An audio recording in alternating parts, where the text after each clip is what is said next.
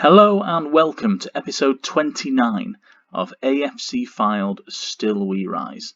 I'm Charlie and here we are on Football Manager 2020.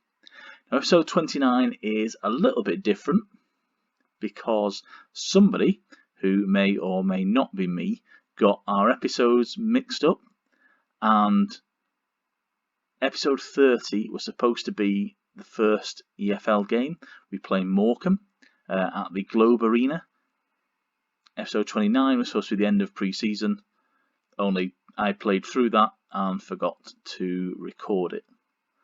Instead, however, I thought we could perhaps look at some of the screens that I don't often spend a lot of time in. Generally, when you're playing Football Manager, you're in your inbox, the squad, tactics, maybe staff, schedule, competition, scouting, all those normal things. Places like here in the medical centre is not somewhere that you'll find me very often. In fact, somewhat ironically, I avoid it like the plague. And I hope that my players do too. Sadly, as you can see, it's not always the case. Down here on the screen at the bottom left corner, we've got our current injuries. So Luke Burke is currently out with a twisted ankle. He's out for 3 weeks. Devon Green, pulled knee ligaments, and Jordan Williams has a twisted knee. On the right, you can see that Matty Kozlow has just returned from injury. Because this is slightly in the future, he will be absent for the next couple of games in episodes 30 and 31, but he will return in episode 32. He had a twisted ankle. That kept him out for a couple of weeks, and his match sharpness, as you can see, has not quite recovered yet. We seem to have an issue where we're not playing under 23 and under 18 games very often, so there's not an opportunity to get them some minutes on the pitch for the development centre teams. Here on the screen we have the risk assessment. So this is your overview page. This is what you see when you first go into the medical centre. I'm really interested in the injury susceptibility of our players. So, for example, Tyrone Williams, as you can see, and Ryan Croasdale, very low. That means they'll hardly ever pick up injuries, and they won't get recurring concerns should they ever indeed succumb to an injury. Having said that, Tyrone Williams is currently a very high injury risk because he's playing quite a lot of games. Both him and Croasdale have played 3 or 4 games. Scott Duxbury as well. We're now getting to that stage of the season where just at the start, when things are coming thick and fast. So this week already, we've had a league game and a cup game as well. On the other end of the scale, Andy Taylor, our backup left back this season, is high as far as injury susceptibility is concerned. Now, he didn't do too badly last season with injuries. He did all right, but he is now mid-30s and he's on the staff, so he's obviously looking at retiring come the end of the season. He is a big concern that should he get injured, he's the type that it'll just keep on happening over and over again. That takes us into the risk assessment. From there we can see how they're doing in terms of match load. Obviously the regular starters will feature here, so as you can see, people like Tom Walker, I mean, he's just undroppable at the moment, as is Jamie Proctor, our striker, given the number of goals that he scored for us last season. I can't show you the current injuries page because one of the players, I think it's Jordan Williams, got injured in one of the games that we've played that will appear later this week on the YouTube channel. So I can't show you that. But what it does is it just breaks down where the players pick them up. And you can see, for example, we had a problem last season with training where a lot of players were picking up injuries, mostly, I believe, because of Wes Brown, who I signed for the staff.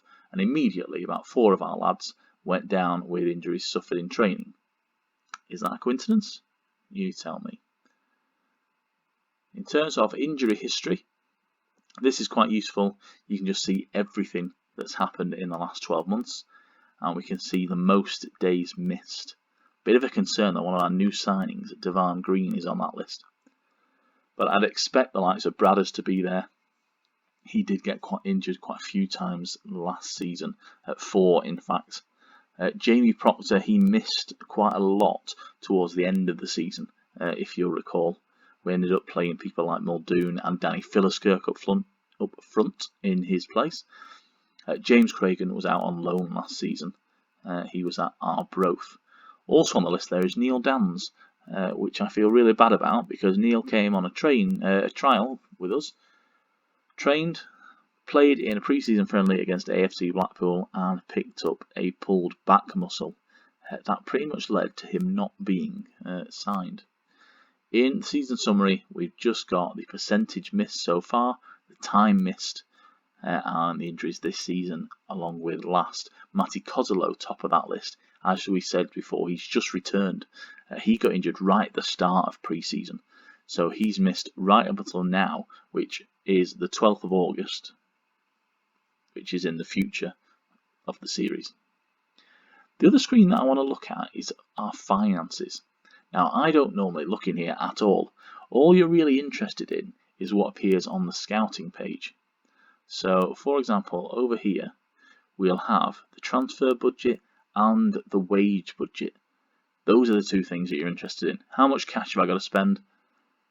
How much wage can I waste on signing a new player that probably won't improve us at all? As you can see, I have quite a lot for a League 2 club. 93k in the bank, and a wage budget of 14 grand a week. I mean, imagine that, 14 grand a week to spend on a player. Of course, there is nobody at the moment who I'm actually interested in. However, it is there for me to spend if necessary. The finance page, it's an interesting one because your overall balance will start somewhere quite low and get lower, especially if you are in the lower leagues. So take FYLDE for instance. We started out with 290k in the bank. By the end of the calendar year, that was down to 7k.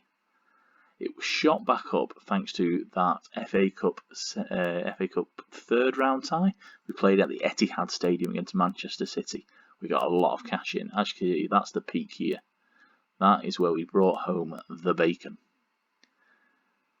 And you don't need to be a business manager to see that if the income this month is 87 grand and we're spending 144 grand, our cash reserves are going to slip. In fact, I recently got a message saying that the percentage of transfer revenue made available to me has been reduced, which says a lot about the board's control of the cash and not mine, since we are, as you saw, well within the wage structure.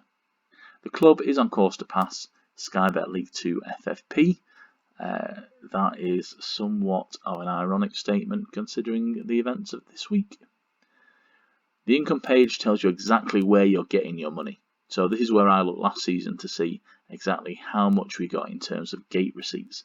Now, it was just under £1 million from the Manchester City game, which suggests that throughout the season we only brought in 650k, about, probably 700 in actuality. Expenditure, it's a bigger graph. There we are. You can see, I want to see the wages. So last season's wages were 888,000, which was pretty much what we brought in, for that City game, which meant that the rest of it had to be paid through what we made throughout the season.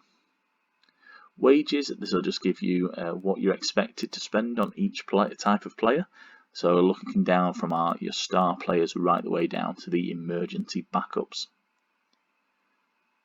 You can also see salary commitments, who you have scheduled on your books for the next year.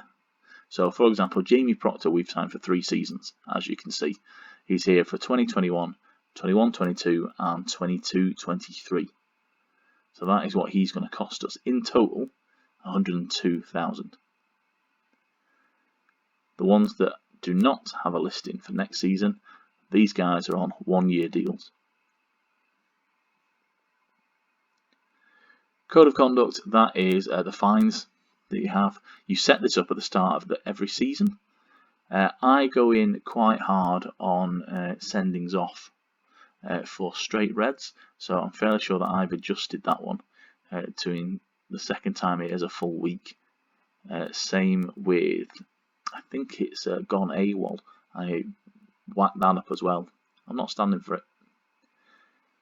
The FFP summary. Wages are excluded for under 21 homegrown players, and should we not meet the FFP financial fair play regulations, then a transfer embargo will be imposed, or a slap on the wrist with a fine that you can pay from money found underneath your couch if you are Manchester City. It also shows you the players as well, so what the FFP contribution is and who's exempt. So Kyle Jameson is exempt, as will be our youth players, including Sheldon Green, who started with the last season, and the guys that we've brought in, so the likes of Rocco Reese, Charlie Farr, and then Harvey Neville and Morgan Bruh, who are out on loan at the minute. We have no debt, no loans to speak of. We do have, of course, our cash-rich owner, David Haythornthwaite, who's not afraid to put his money into the club, but he's also not afraid to not put his money in the club. I think he was one of the leading lights in trying to implement a salary cap in the National League. He's also been quite on the ball in terms of putting players on furlough during the coronavirus crisis and cutting the wage bill where possible. Sponsorship isn't a great, massive thing at the moment for us. It's not actually at the start of the game either. In doing the research for FYLDE, obviously the shirt sponsor is one of David Haythornthwaite's other companies, the chairman. So we're not exactly bringing in the big bucks there. And our kit sponsor has been the same for the last 7 years, according to this. So that'll be renewed in 2021 at the end of this season. The projections are not good. Just look at that balance. We are expected this season to end with 648k in the red. Following season, 1.75 million, then 2.35 million at the end of the 22-23 campaign. That's just shocking. Our turnover will remain pretty consistent. There's not that much difference between 3.69 million and 3.98. Expenditure will pretty much stay the same, level out. Profit and loss will experience that every year, a loss, which is a worry. Total wage costs, for somehow over the next 3 seasons we're actually going to bring that down. I'm not sure quite how that's going to work, but our transfer budget possibly won't be what we need, just 84k. So those are our finances, which are a little bit concerning, if we're honest. I don't think we can afford very many things. The other screen that I want to just dip into is the dynamic screen. So I don't often look in here, to be honest, but it has changed because last season we had no team leaders. That was a big problem for us, I think. However, 3 of our lads, Crowsdale, Burke and Byrne, have all made it up into that top tier. And they're joined in the highly influential ranks by quite a few. And they're players that have been here a few years. If you look at the likes of Williams, Horton, even Whitmore, Muldoon has been in and out of the club, Andy Taylor experienced as you like. Only really Tom Walker is a newbie, but he was here last season in the game. So that's something a bit more positive. I do like to see that, and I especially like to see our captain and vice captain up there in the team leader bracket. I think that's a good decision that's been made. We replaced Lewis Montrose as club captain last year. He now has actually left the club. He departed on the 31st of July. Didn't want to even consider staying. I expect he will sign for a team in the National League North or South, to be honest. In terms of social groups, I don't know how much this actually affects the game, whether it's just one of those things. We've got the core social group, and then secondary A, secondary B, and then just Matty Kozolo, who's probably been spending a bit too much time with the physio, getting far too familiar in there. Happiness, everybody is fairly happy, except for Kozolo. He's just returned from injury, so his playing time is down, and Danny Philliskirk, who is really our sort of fourth choice winger and third choice striker. So I'm not entirely shocked to see him pretty discontented with the level of football that he's getting. Hopefully over the coming weeks we can get him involved. He is a really good player. It's just difficult to fit him in the system. So it's certainly something to work on.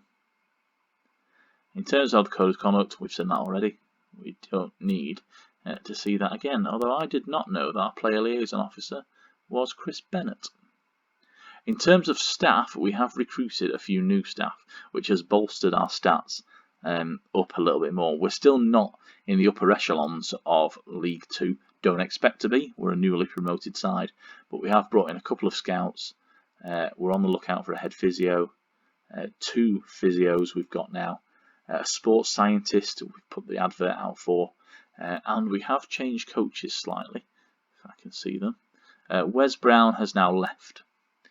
He's been booted out, and I've replaced him with Colin Woodthorpe, who is of course a former assistant manager under Dave Challoner. Andy Taylor's taken the role of director of football, so he's obviously looking at ending his career. Mark Yates is now our head of youth development, and we've retained the likes of Lee Jones. Jake Simpson is actually leaving FYLDE in real life. He's still here.